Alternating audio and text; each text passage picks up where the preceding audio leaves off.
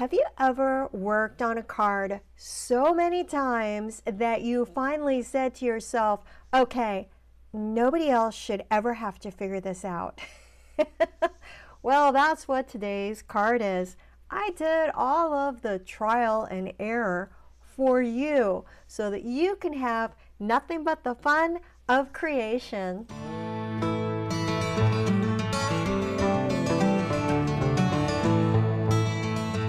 Hi, I'm Julia with Julia Sue's Stamping. I'm really glad that you're here to hang out with me for a little bit today. Thank you. If you're here for the premiere, then please hop over into the live chat and say hi. I absolutely love to see who's crafting along. And if you are watching the replay, please be sure you leave a comment. It's so much fun to see that you're here. Today's card took quite a little bit of trial and error, but once it clicked, oh my gosh, it's so cool. It's got everything. It's interactive, it has pop-up elements, and it gets a wow every single time. Everyone I've shown it to is like, wow, this is a cool card. So yay! That makes all of that behind the scenes work absolutely worth it. So I think we should go ahead and get started. How about you? Let's go. Stick with me. In just a few minutes, you're going to see how easily this card comes together. You can get the full step-by-step tutorial on my blog, so you don't have to write anything down if you don't want to. The link is down in the description. I'm starting off with a basic white card base. It has been cut to be 4 1/4 by 11, and then it has been scored and folded at 5 1/2 inches. I'm going to open it back up though, because we're going to do something a little bit different. Bringing in the paper trimmer, I'm going to put that score line at the 2 3/4 mark, and then I'm going to cut that front flap. Yeah, it's a little bit shorter, and that's okay. Next step, add some texture and drama with almost no extra effort. On the front flap, I'm going to add some two-toned Secret C cardstock that was dry embossed with the Forever Plaid 3D embossing folder. I lightly sanded it to reveal the lighter core that it has. And then that sanding also brings out so much character, makes it look slightly distressed. It's a really great element to add. Then this card has a card in a card. I have another piece of basic white cardstock that is a smaller card size. I have scored and then folded that into the center area here. Basic white panel cut 1/4 inch smaller is going to be used for the pop-up elements. I used the bundle of the Pop-Up Petals for this card. And I used the larger pop-up element from the Pop-Up Petals die cuts. Do you see these little pointy pieces on it? Those are going to get put right onto, this is my inside piece, and they go right onto the score line. You can put this wherever you want the pop-up element to be, and you put it on the score line. I have the bump of my score line up because I'm going to fold it in. So that's how that is right here, and all I need to do then is die cut this. When I remove the die cut from my cardstock, there are going to be some extra score lines now. There are 3 total. One here at the edge, one here in the middle that goes with the score line I already had, and one over here. So this is a part that you need to be careful. I'm going to go ahead and fold the whole thing on the score line in the center like I would if it was just a normal card. And since this is a fun fold, it's going to be hard to burnish it too much. All fun folds really like to be burnished. So I'm going to do it again then. I folded it in on the score lines. And I'll go ahead and burnish this. And then I'm going to burnish that inside piece.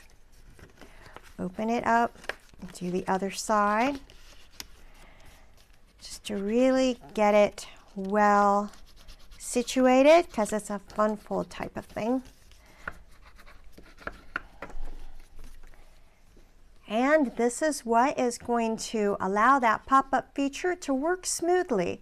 And that's exactly why I like to take the time to really learn a new die set, because once you understand how it works, it's going to open up so many possibilities. I'm going to get it adhered using some adhesive. So just put it on really well, and I want to get it really close to the edges too. A little bit more adhesive than I would probably normally use. All right. Then I put it inside of the card, making it even with where I want it to be, pushing in as far as I can. Close it, open up, and do the other side.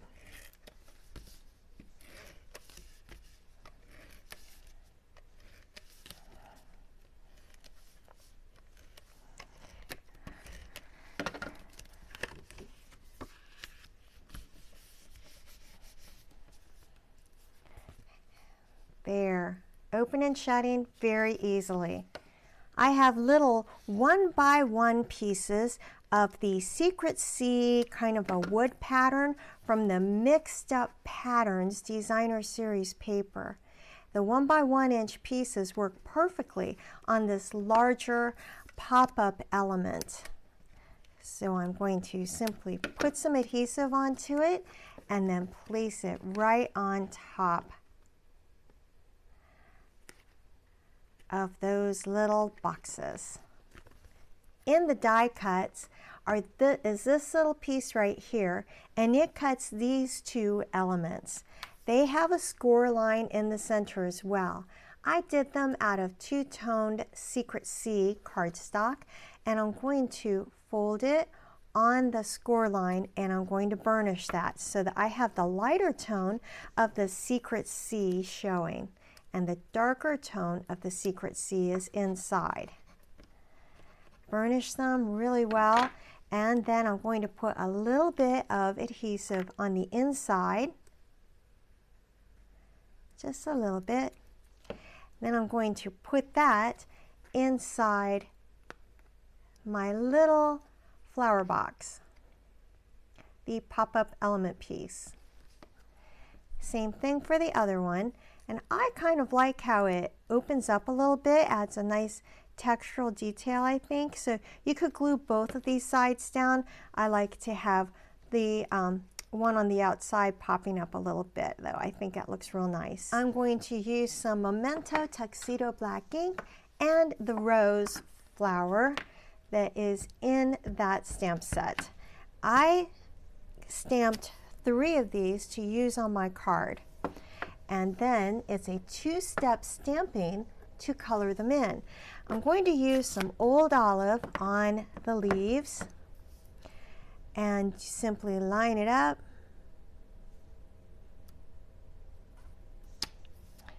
And then stamp that. So that's a really fun, quick, easy way to color it.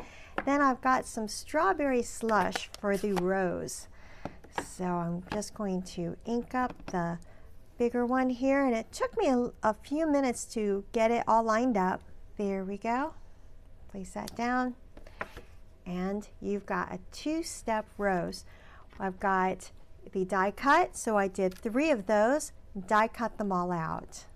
And while I was doing all that die cutting of the 3 roses, I did a Secret C vase, and from the Textured Notes die, one of the larger sizes, I cut it out of basic white. The flowers get added to the pop-up. Inside my card base, I'm going to put a panel of strawberry slush, centering it right in the middle. And this piece is, I think it's like 3 7/8 by 5 1/8. That's usually a size that I do for a mat for the inside of a card. And then I'm going to place this mini card right on top. Because I'm hoping that it gets lots of work, I'm putting extra adhesive onto it. So putting it right onto the strawberry slush. Now I've got a piece of designer series paper to put on the little mini card front. And this designer series paper from the Mixed Up Patterns, I love that chevron pattern, is cut to be 3.5 by 4 3/4. There. The rose and vase get popped up on the textured notes die cut with dimensionals, with another panel of the strawberry slush. So some adhesive on that, and it's just an 1/8 inch bigger, so it surrounds this textured notes piece perfectly. I'm going to put some adhesive on the top of this, and now it's going to get layered right on top. Well, at least I'm consistent, because the last time I forgot to do the sentiment before adhering it to the front too. So I'm going to take this "Thanks for being there" sentiment, and I'm going to place it right here at the bottom. And I'm just going to wiggle it a tiny bit, and that's okay because it's photopolymer and there's nothing else around it. Yay! Came out beautifully. I'm so glad. Now I've got the sentiment that says "You make my life better" just by being in it, and I'm going to stamp that right here onto the side.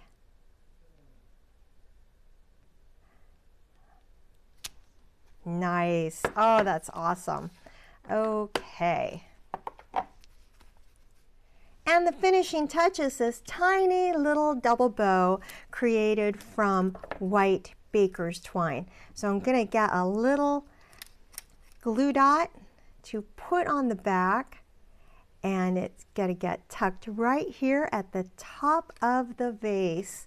What a cute little finishing touch. Please be sure to give the video a thumbs up and subscribe so you don't miss future ideas like this. I've created that free downloadable PDF for this card. Remember, it's linked right in the description. You can grab it from my blog, and then you're going to be able to make this card with absolutely no guesswork. And that's my favorite thing of what I do, figuring stuff out and then sharing it with you so you can just enjoy creating. If you don't already have a Stampin' Up! Demonstrator, I would absolutely love to be your crafting cheerleader and help you with orders, inspiration, and ideas. That's it. What a fun card. You've got a fun fold, it's interactive, pop-up elements. This card is going to get a wow and a great reaction from anyone you give it to. So remember to grab that free PDF. The link is down in the description. I'd love to see what you end up creating, and I would really be interested in knowing what part of this card is your favorite part. I hope you have an absolutely fantastic day today, and that you have a chance to get inky. Bye!